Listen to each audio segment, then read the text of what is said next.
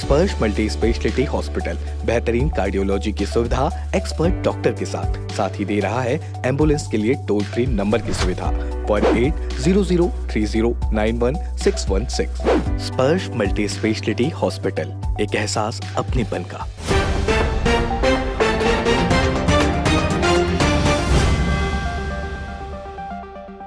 नमस्कार, मैं गौरव तिवारी और आप मेरे साथ देख रहे हैं तीरंदाज न्यूज। दुर्ग एसपी रामगोपाल गर्ग की आज प्रेस वार्ता थी। दुर्ग जिलों में जो इस साल जो घटनाएं चोरी की जो बढ़ चुकी थी, उस मामले पर अंकुश लगाते हुए 13 मामलों का दुर्ग पुलिस ने खुलासा किया है।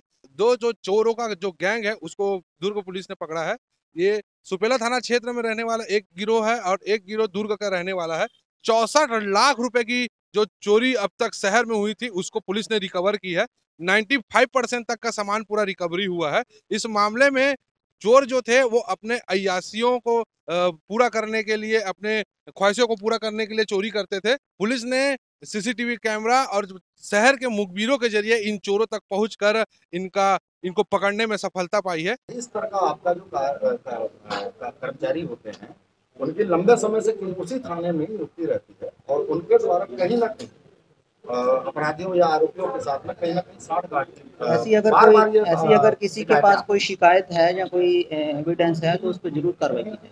दूसरी बात ये है कि जो सिपाही होता है उसकी पोस्टिंग जिले में होती है, पूरे जिले में।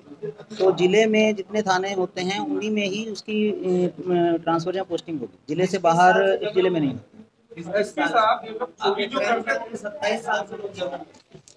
कहाँ पे सर अगर आप आंकड़े निकालेंगे बहुत चौंकाने वाले आपको आंकड़े मिलेंगे सर। सिपाही स्तर से लेकर अगर आप हवलदार, देखिए आप स्पेसिफिक किसी का 23 साल से सब लोग वहाँ पर पदस्थ हैं।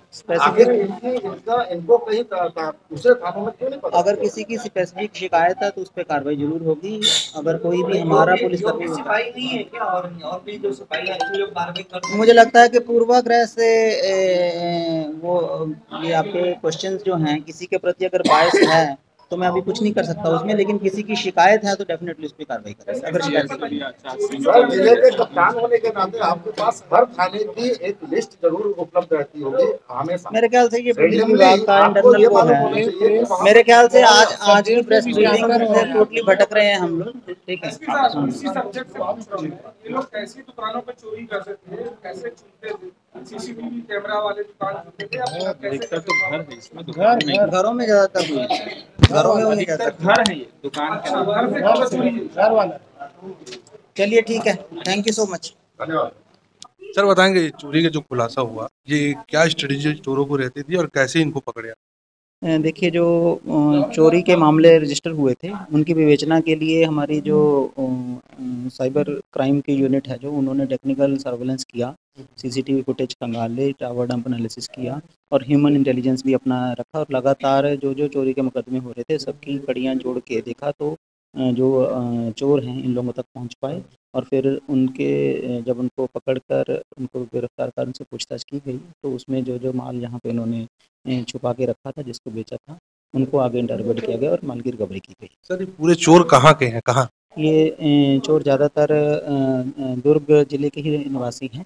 कुछ चोर सुपेला थाना अंदर फरीदनगर एरिया के हैं और कुछ छावनी एरिया के। सर, कितने का माल बरामद हुआ? टोटल हमारे यहाँ पर कुल 63 लाख के करीब की सामग्री जब्त हुई है, जिसमें के 58,84,000 के सोने के आभूषण और करीब 2 लाख के चांदी के आभूषण। सर, कितनी बड़ी बड़ी चोरियां हैं शहर में? कभी कुछ दिन पहले कई घटनाएं हुई। कुल 13 चोरियों की रिकवरी हुई है, जो कि अलग अलग मात्रा की है। उनकी डिटेल पूरे इसी साल की घटना है? ऑलमोस्ट सभी इसी साल की। ये थे दुर्ग एसपी जिनको आप सुन रहे थे।